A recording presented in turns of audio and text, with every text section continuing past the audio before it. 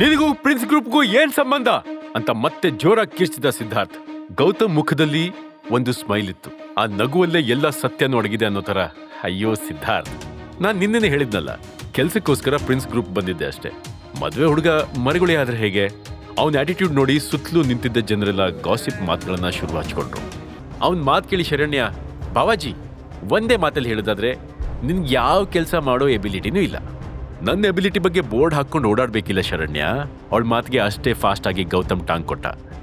ದುಡ್ಡಿದೆ ಅಂತ ಮೈ ತುಂಬಾ ಕೊಬ್ಬು ತುಂಬ್ಕೋಬಾರ್ದು. ರಿಚ್ನೆಸ್ ಅನ್ನೋದು ಇವತ್ತಿರುತ್ತೆ, ನಾಳೆ ಹೋಗುತ್ತೆ. ಟೈಮ್ ಶಾಶ್ವತವಾಗಿ ಹೀಗೆ ಇರಲ್ಲ. ನಾಳೆ ನಿಮ್ಮನ್ನು ಜನ ಹೀಗೆ ಗೇಲಿ ಮಾಡ್ಬೋದು.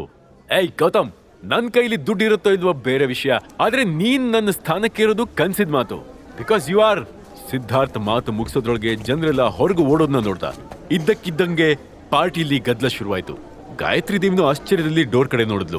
ಮನೆ ಮುಂದೆ ಒಂದಿಷ್ಟು ಲಕ್ಸುರಿಯಸ್ ಕಾರ್ಗಳು ಬ್ರೇಕ್ ಹಾಕಿದ ಸೌಂಡ್ ಕೇಳಿ ಎಲ್ರ ಕಣ್ಣಲ್ಲೂ ಕುತೂಹಲ ಹುಟ್ಕೊಂತು. ಗಾಯತ್ರಿ ದೇವಿ ಗಡ್ಬಿಡಿಲಿ 2 ಹೆಜ್ಜೆ ಮುಂದಿಟ್ಲು. ಅಷ್ಟರಲ್ಲಿ ಒಂದಿಷ್ಟು ಬಾಡಿಗಾರ್ಡ್ಸ್ ಕೈಯಲ್ಲಿ ಗಿಫ್ಟ್ಸ್ ಪ್ಯಾಕ್ ಹಿಡ್ಕೊಂಡು ಒಳಗ್ ಬಂದ್ರು. ಅದೆಲ್ಲ ರಾಜಾರಾಮ್ ತಂದಿರೋ ಗಿಫ್ಟ್ಸ್ಗಿಂತ 10 ಪಟ್ಟು ಹೆಚ್ಚಾಗಿತ್ತು. ಅದನ್ನ ನೋಡಿ ಹಾಲಲ್ಲಿ ಪಿಸು ಮಾತುಗಳು ಜಾಸ್ತಿ ಆಗ್ತಿದ್ವು. ಹಾಲ್ ಮಧ್ಯದ ಟೇಬಲ್ ಮೇಲೆ ಗೋಲ್ಡ್, ಸಿಲ್ವರ್ ಜ್ಯುವೆಲ್ರಿಗಳ ರಾಶಿ ಬಿದ್ದಿತ್ತು. ಸ್ವಲ್ಪ ಹೊತ್ತಿಗೆ ಮೊದಲು ಗೌತಮ್ನ ಅಣಗಿಸ್ತಾ ನಗ್ತಿದ್ದ ಅದೇ ಜನರು ಈಗ ಅವನು ಪಟೇಲ್ ಹತ್ರ ತರಕ್ ಹೇಳಿದ್ದ ಜ್ಯುವೆಲ್ರಿನ ಕಣ್ಣು ಬಾಯಿ ಬಿಟ್ಕೊಂಡು ನೋಡ್ತಿದ್ರು. ಜನರ ಗದ್ದಲದ ಮಧ್ಯೆನೇ ಪಟೇಲ್ರು ಗತ್ತಲ್ಲಿ ರಾಜ್ಗುರು ಬಂಗ್ಲೆಗೆ ಕಾಲಿಟ್ರು.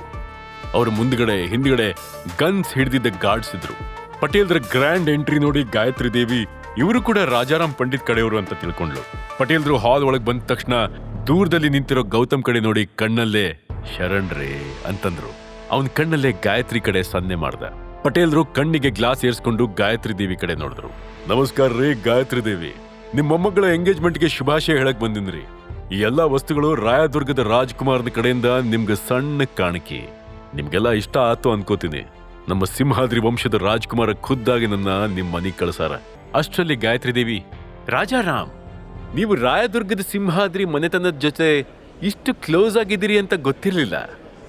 ನಮ್ಮ ಚಿಕ್ಕ ಪಾರ್ಟಿಗೆ ಬರೋ ತೊಂದರೆ ತಗೊಂಡ್ರು ಪಾಪ.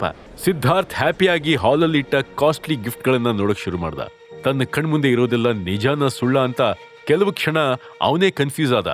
ನಂತರ ಅಲ್ಲೇ ನಿಂತಿರೋ ಗೌತಮ್ನೇ ಸೊಕ್ಕಿನ ನೋಡಿ ವ್ಯಂಗ್ಯವಾಗಿ ನಕ್ಕು, ಮಿಸ್ಟರ್ ಗೌತಮ್, ಈ ಫ್ಯಾಮಿಲಿಯ ಭಾವಿ ಅಳಿಯ ನಾನು.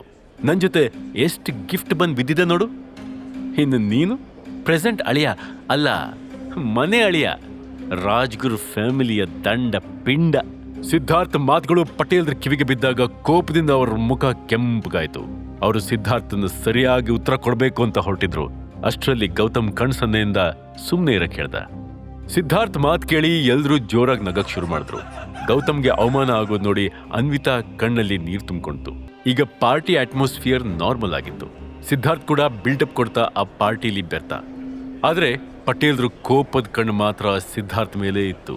ಚಿಕ್ಕ ದೊರೆ ಮಾತನ್ನ ಮೀರಕ್ಕಾಗದೆ ಅವರು ಗೌತಮ್ನ ಹುಡ್ಕೋಕ್ ಶುರು ಮಾಡಿದ್ರು. ಅಷ್ಟರಲ್ಲಿ ಪಟೇಲ್ರಿಗೆ ಫೋನ್ ಬಂತು. ಕಾಲ್ ಪಿಕ್ ಮಾಡಿದವರು, ಶರಣ್ ರೀ ಚಿಕ್ಕ ದೊರೆ. ಪಟೇಲ್ರೆ, ನಾನು ಹೇಳಿದ ನೆಕ್ಲೆಸ್ ತಂದಿರಲ್ಲ?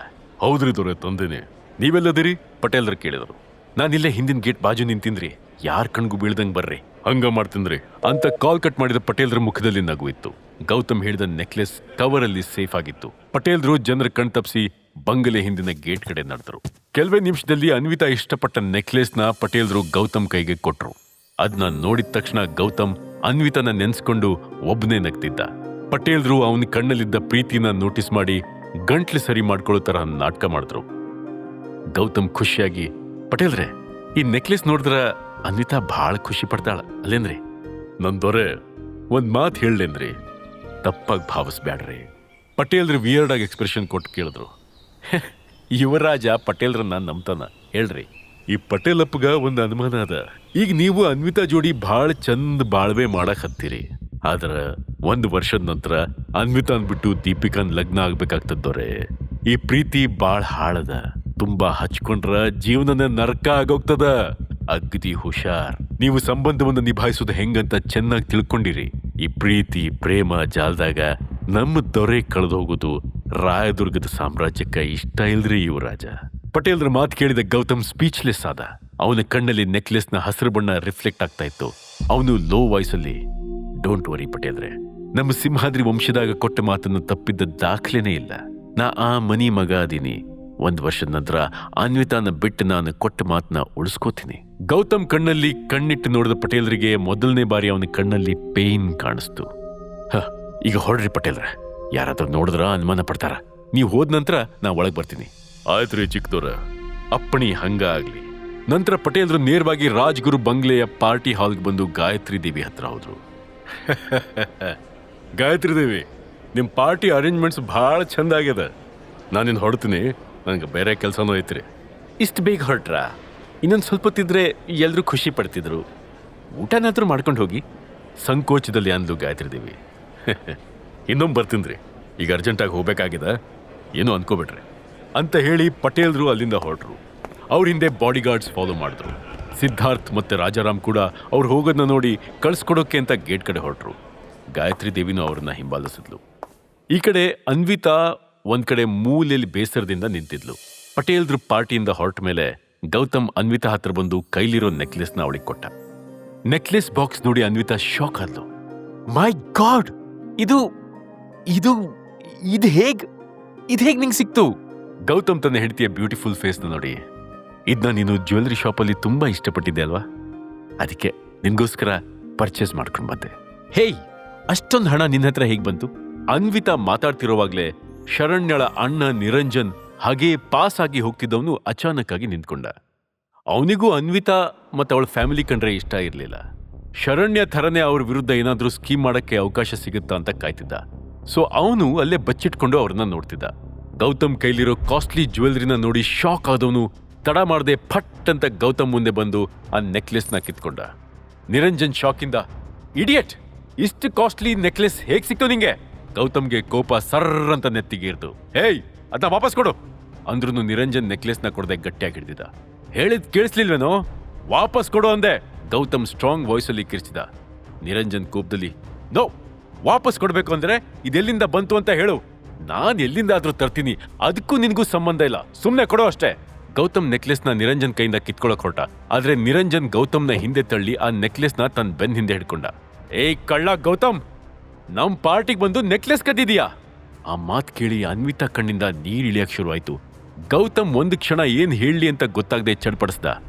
ಅನ್ವಿತಾ ನಿರಾಶೆಲಿ, ಇದೇನ್ ಗೌತಮ್, ಯಾಕೆ ನೀನೇನು ಆನ್ಸರ್ ಮಾಡ್ತಿಲ್ಲ? ಈ ನೆಕ್ಲೆಸ್ನ ಎಲ್ಲಿಂದ ತಂದೆ? ನಿಜವಾಗ್ಲೂ ನೀನ್ ಇದನ್ನ ಕದ್ದಿಲ್ಲ ತಾನೆ? ಹೌದು, ಅಷ್ಟೊಂದು ದುಡ್ಡು ನಿನ್ನ ಹತ್ರ ಇರಕ್ ಸಾಧ್ಯನೇ ಇಲ್ಲ. ಓ ಗೌತಮ್, ನೀನ್ ಹೀಗ್ ಮಾಡ್ತೀಯ ಅಂತ ನಾನ್ ಕನ್ಸಲ್ಲೂ ಅನ್ಕೊಂಡಿರ್ಲಿಲ್ಲ. ಹೇಯ್, ನಾನ್ ಈ ನೆಕ್ಲೆಸ್ನ ಕದ್ದಿಲ್ಲ ಅನ್ವಿ. ಓ, ಈಗ ಗೊತ್ತಾಯ್ತು ಅನ್ವಿತಾ, ನಿನ್ ಗಂಡ ಈ ನೆಕ್ಲೆಸ್ನ ಅಲ್ಲಿ ಶರಣ್ಯಗೆ ಅಂತ ಗಿಫ್ಟ್ ಬಂದಿದೆಯಲ್ಲ, ಆ ಒಡವೆಗಳಿಂದ ಕದ್ದಿರ್ತಾನೆ.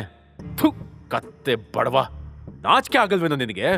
ನಾನು ಈಗ್ಲೇ ಎಲ್ರಿಗೂ ಹೇಳ್ತೀನಿ. ಗೌತಮ್ ಎಕ್ಸ್ಪ್ಲೇನ್ ಮಾಡೋದ್ರೊಳಗೆ ನಿರಂಜನ್ ಕೋಪದಲ್ಲಿ ಹೊರಗೋಡ್ದ. ಅದಾಗ್ಲೇ ಫ್ಯಾಮಿಲಿ ಮೆಂಬರ್ಸ್, ಒಂದಿಷ್ಟು ಗೆಸ್ಟ್ಗಳೆಲ್ಲ ಪಟೇಲ್ರನ್ನ ಕಳ್ಸಕ್ಕೆ ಅಂತ ಅವ್ರ ಕಾರ್ ಹತ್ರ ಹೋಗಿದ್ರು. ನಿರಂಜನ್ ಆತುರದಲ್ಲಿ ನೆಕ್ಲೆಸ್ನ ಕೈಲಿ ಹಿಡಿದು ಗೇಟ್ ಕಡೆನೆ ಓಡ್ದ. ಐ ಐ ಐ ಓಹ್, ನೀವೆಲ್ಲ ಗೇಟ್ ಹತ್ರ ಇದ್ದೀರಾ? ಇಲ್ಲಿ ನೋಡಿ, ಎಲ್ರೂ ಇಲ್ಲಿ ಬಂದಿರೋ ಸಮಯನ ನೋಡ್ಕೊಂಡು ಆ ಗೌತಮ್ ಈ ಕಾಸ್ಟ್ಲಿ ನೆಕ್ಲೆಸ್ನ ನಮ್ ಶರಣ್ಯ ಗಿಫ್ಟ್ಗಳಿಂದ ಕದ್ಕೊಂಡಿದ್ದಾನೆ. ನಿರಂಜನ್ ವಾಯ್ಸ್ ಕೇಳಿ ಎಲ್ರೂ ಒಬ್ರನ್ನೊಬ್ರು ನೋಡಕ್ ಶುರು ಮಾಡಿದ್ರು. ಪಾರ್ಟಿಲಿ ಒಂದಾದ್ಮೇಲೆ ಒಂದು ಶಾಕಿಂಗ್ ಇನ್ಸಿಡೆಂಟ್ಸ್ ನಡೀತಾ ಇತ್ತು.